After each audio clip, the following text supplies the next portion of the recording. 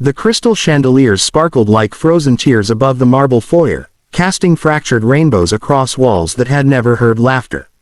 Catherine Moretti stood with her single battered suitcase, her hands trembling slightly as the butler's disapproving gaze swept over her worn shoes and second-hand coat. She was 23 years old, carrying a nursing degree she couldn't afford to complete and debts that followed her like shadows. The job posting had been simple. Live-in maid for the Winchester estate, room and board included, salary generous enough to save her drowning family. What it hadn't mentioned was the silence that hung over this mansion like a shroud, or the boy in the wheelchair who sat motionless by the window, staring at nothing. "The master will see you now," the butler intoned, and Catherine followed him through corridors that smelled of expensive emptiness and old grief. James Winchester III sat behind a desk that probably cost more than Catherine's childhood home.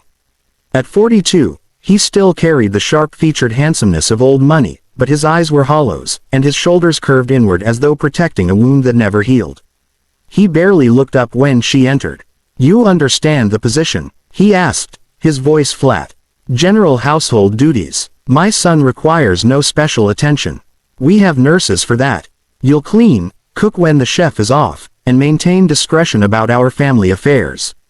"Can you do that?" Catherine hesitated. In that pause, she heard something that made her stomach clench, a crash from somewhere above, followed by shouting, then nothing. James Winchester didn't even flinch. "Your son," she began carefully, the posting mentioned. "My son is not your concern." The words came out like a blade. "He has every medical professional money can buy. What he doesn't need is another person trying to fix what can't be fixed. Do we understand each other?" Catherine should have agreed. She needed this job desperately. Her mother's medical bills were crushing them. Her younger sister's college fund had been raided to pay for treatments that hadn't worked. This salary could save them all. But she'd spent 3 years in nursing school before the money ran out, and she'd learned to hear what people didn't say. In James Winchester's rigid control, she heard terror. In his dismissal of his son, she heard unbearable guilt. "I understand," she said quietly, which wasn't quite a lie. She met Ethan Winchester on her 3rd day. She'd been cleaning the library when she heard the soft whir of an electric wheelchair. He appeared in the doorway like a ghost, 12 years old, with his father's dark hair and his mother's gray eyes, which Catherine knew only from the portraits that lined the stairs. Margaret Winchester had died 4 years ago. Everyone in town knew the story, whispered it in grocery stores and coffee shops with that particular tone reserved for tragedies involving the wealthy. The accident had killed Margaret instantly. Ethan had survived, but the spinal injury left him paralyzed from the waist down. "That's what the doctors said. That's what everyone believed. You're new," Ethan said. His voice was soft, carefully neutral, the voice of someone who'd learned not to hope for anything. "I'm Catherine. Cat, if you prefer. They usually don't last long. The new people." He said it without accusation, just stating a fact. "My dad fires them, or they quit. Last one made it 6 weeks. Catherine sat down on the arm of a leather chair, making herself level with his gaze. Up close, she could see the tightness around his eyes, the way his hands gripped the wheelchair arms even when sitting still. "Why do they leave?" Ethan shrugged, a gesture that seemed to carry the weight of years. "Dad doesn't want anyone bothering me. The nurses aren't allowed to talk to me except about medical stuff. The tutors teach from a script. Everyone acts like I'm made of glass." He paused. "Or like I'm already gone." The words hit Catherine like a physical blow. She'd seen it in nursing school, patients who received every medical intervention but no human connection, who were treated as collections of symptoms rather than people. It was efficient. It was also a kind of death. "What do you want?" she asked. Ethan blinked, confused. "What? If you could have anything right now, what would it be?" He stared at her as though she'd spoken a foreign language. Then, slowly, something shifted in his face, a crack in the careful blankness. "I want to go outside," he whispered. "Really outside, not just the terrace. I want to feel grass. I want to go to the creek at the edge of the property. Before the accident, Mom used to take me there. We'd catch tadpoles and build forts from fallen branches." His voice broke slightly. "I dream about it sometimes. The sound of the water. The way the sunlight came through the trees." Catherine made her decision in that moment, knowing it might cost her everything. "Tomorrow," she said, "after your father leaves for the office. I'll take you." She expected joy, but what she saw was fear. "The path isn't paved," Ethan said. "The wheelchair can't. Then we'll figure it out." That night, Catherine researched all-terrain wheelchairs and found nothing in the Winchester garage except medical equipment that looked barely used. She discovered something else, though, while putting away laundry in Ethan's room. Hidden under his bed were physical therapy logs from 2 years ago, marked with notes in a frustrated hand. Patient shows no motivation. Refuses exercises. Recommend psychiatric evaluation. But there were older logs too, from right after the accident. Patient demonstrates strong will. Pain tolerance high, showing early signs of potential mobility recovery with intensive therapy. Something had changed. Something had broken in Ethan that had nothing to do with his spine. She found James Winchester in his study at midnight, working through papers with the mechanical determination of a man avoiding sleep. "Mr. Winchester, I need to ask you something about Ethan." His jaw tightened. "I told you. Why did he stop trying?" The question landed like a stone in still water. James's face went white, then red, then carefully blank. "That's not your business. He told me he wants to go to the creek. The place he used to go with his mother." James stood abruptly, knocking papers to the floor. Don't you dare bring her into this." Catherine held her ground, even as her heart hammered. "Mr. Winchester, I read his physical therapy logs. 2 years ago he just stopped. The doctors said he lost motivation, but that's not it, is it?" Something happened. The silence stretched so long she thought he might fire her on the spot. Then James Winchester did something she suspected he rarely did. He collapsed back into his chair and told the truth. "It was my fault," he said, his voice barely audible. "The accident. We were arguing, Margaret and I. Something stupid about my work hours, about missing Ethan's soccer game. I was driving. I was angry. I didn't see the truck run the light until too late." He pressed his hands over his face. "She died instantly. Ethan, when he woke up in the hospital and realized he couldn't walk, the first thing he asked was whether it was his fault. Whether he'd distracted me. And what did you tell him?"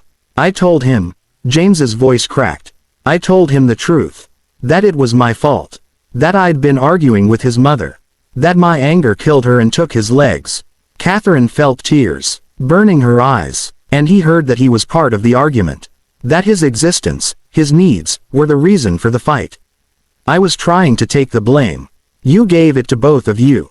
And then you built this fortress where nobody's allowed to feel anything or want anything or try for anything because trying means risking more loss."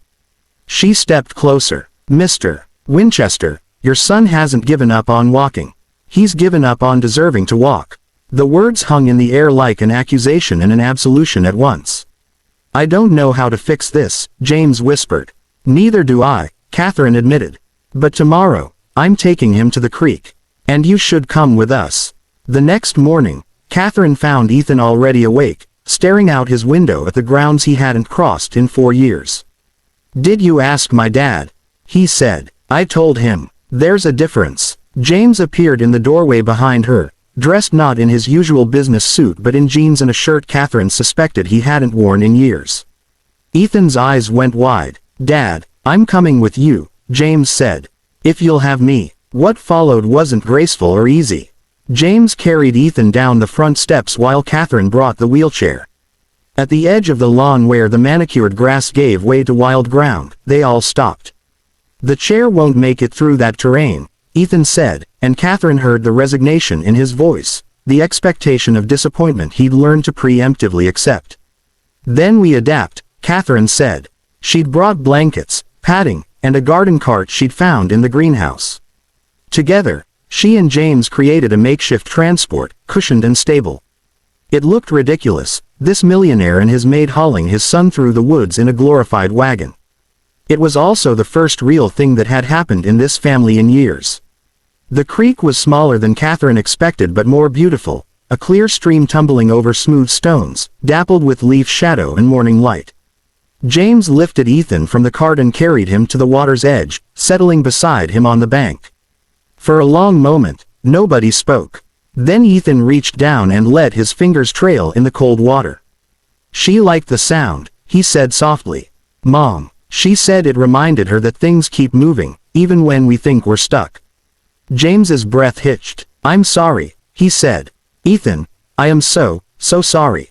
Not just for the accident. For shutting down. For making you think that you had to stop trying because I couldn't bear to watch you hurt.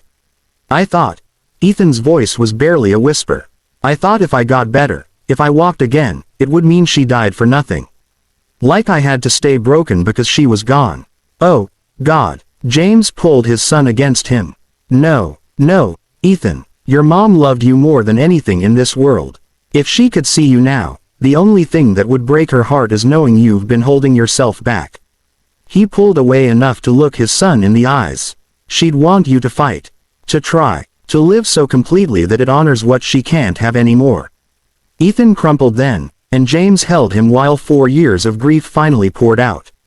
Catherine turned away, giving them privacy, but James called to her. Thank you, he said simply. For seeing what I was too afraid to look at. The change didn't happen overnight. Healing never does, but it started there, by the creek, with the sound of water and the truth finally spoken aloud. James found Ethan's old physical therapy team and fired them, bringing in new specialists who treated his son as a whole person rather than a broken body. But more than that, he showed up. He attended the PT sessions. He celebrated tiny victories, a toe wiggling, a leg muscle firing, the first time Ethan supported his own weight for 3 seconds. Catherine stayed, no longer as just a maid but as part of the strange, wounded family that was learning to knit itself back together. She taught Ethan the medical knowledge she'd gained in nursing school, showing him how the body healed, helping him understand that recovery wasn't betrayal of his mother's memory but a tribute to it. 6 months later, Catherine was in the kitchen when she heard shouting from the physical therapy room James had set up. She ran, fearing the worst, and found James on his knees, tears streaming down his face. Ethan stood, legs trembling, hands white-knuckled on the parallel bars, but standing, with a grin that could have lit the entire mansion. Dad, I'm doing it. He lasted 8 seconds before his legs gave out, but those 8 seconds changed everything. It took another year of grueling work. There were setbacks and frustrations, days when Ethan cried from pain and exhaustion, days when James had to leave the room because watching his son struggle was unbearable. But they pushed through together, all 3 of them. On the 2-year anniversary of Catherine's arrival, Ethan walked unassisted from his bedroom to the creek. It took 40 minutes, with breaks and trembling legs and determination that seemed to radiate from him like heat. James walked beside him, not helping unless asked, learning to let his son struggle and triumph on his own terms. At the creek, Ethan stood in the water up to his ankles, feeling the current, alive in a way that had nothing to do with just his legs working. She'd be proud of you, James said. She'd be proud of us, Ethan corrected. He looked at his father, then at Catherine. All of us. Catherine's phone buzzed with a text from her sister. Mom's last bill is paid off. We're free. How can I ever thank you? She looked at Ethan standing in the creek, at James with his arm around his son, at the way sunlight filtered through the trees exactly as Ethan had described from his memories. She thought about how she'd come here broken too, carrying her own grief and failure, and how healing others had somehow healed her as well. No thanks needed, she typed back. I'm exactly where I need to be. That evening, the 3 of them sat on the terrace as the sun set over grounds that no longer felt like a prison. James had loosened his tie. Ethan sat in his wheelchair not because he had to but because walking still tired him, and Catherine had kicked off her shoes, no longer trying to maintain the formal distance between employer and employee. What do you think would have happened, Ethan asked quietly, if Kat hadn't come? James considered the question seriously. I think we would have stayed frozen. I would have kept trying to protect you from pain by preventing you from feeling anything at all. You would have stayed locked in guilt that was never yours to carry. We would have lived in this beautiful house and died inside it, bit by bit, without ever really being alive. That's dark, Dad. That's honest. James looked at Catherine. Sometimes the people who save us aren't the ones we expect. Sometimes they're stubborn young women who refuse to accept that broken is the same as finished. Catherine felt her face flush. I just asked what he wanted. Everyone else was so busy deciding what he needed. That's not a just, James said. That's everything. 3 years later, Catherine stood in the same foyer where she'd arrived with one battered suitcase. Now she had a completed nursing degree, paid for by James's scholarship in Margaret Winchester's name. Ethan stood beside her without assistance, preparing for his first day at the local high school, nervous and excited in equal measure. James had restructured his entire company to spend more time at home, and the mansion that once echoed with silence now rang with music and laughter and the messy sounds of life being lived. You don't have to go, Ethan said, though they'd had this conversation a dozen times. Your family now. I know, Catherine said. But there are other families out there, frozen in their own grief. Other people who need someone to ask them what they want instead of telling them what they can't have. She'd been accepted to a graduate program in rehabilitative therapy, with plans to specialize in treating patients whose physical conditions were tangled up with trauma and loss. The Winchesters had shown her that medicine without compassion was just mechanics, and that sometimes the most powerful intervention was simply seeing people as human. Promise you'll visit, James said, and hugged her with the unself-conscious warmth of someone who'd learned that letting people in was stronger than keeping them out. Every month, Catherine promised. And you have to promise me something. Anything. Keep living. Keep trying. Keep believing that stuck isn't the same as finished. As she drove away from the Winchester estate, Catherine glanced in her rearview mirror. Ethan and James stood on the front steps, waving, backlit by the warm light spilling from the house. They looked like what they were. Survivors, healers, a family that had learned the hard way that love meant witnessing each other's pain and celebrating each other's victories with equal intensity. The story spread through the community, as stories do. The millionaire's son who learned to walk again. But those who heard it secondhand missed the truth at its center. Ethan hadn't been unable to walk because of his injury. He'd been unable to try because he'd learned that trying meant risking loss, disappointment, and more grief than he could bear. Catherine hadn't healed his legs. She'd reminded him that being human meant trying anyway, that love wasn't about preventing pain but about standing witness to it. That the bravest thing anyone can do is want something when everything in their history says wanting leads to loss. Years later, when Catherine ran her own rehabilitative therapy center, she kept a photo on her desk. It showed a boy standing in a creek, sunlight filtering through trees, his father beside him, all of them laughing at something long forgotten. Beneath it, she'd written the words she told every new patient. The question isn't whether you can heal. The question is, what do you want? And are you brave enough to try for it? Because in the end, that's what changed everything for Ethan Winchester. Not a medical miracle, not expensive treatments, just one person who saw him as someone capable of wanting, deserving, and fighting for his own life. And sometimes, that's the only miracle anyone needs.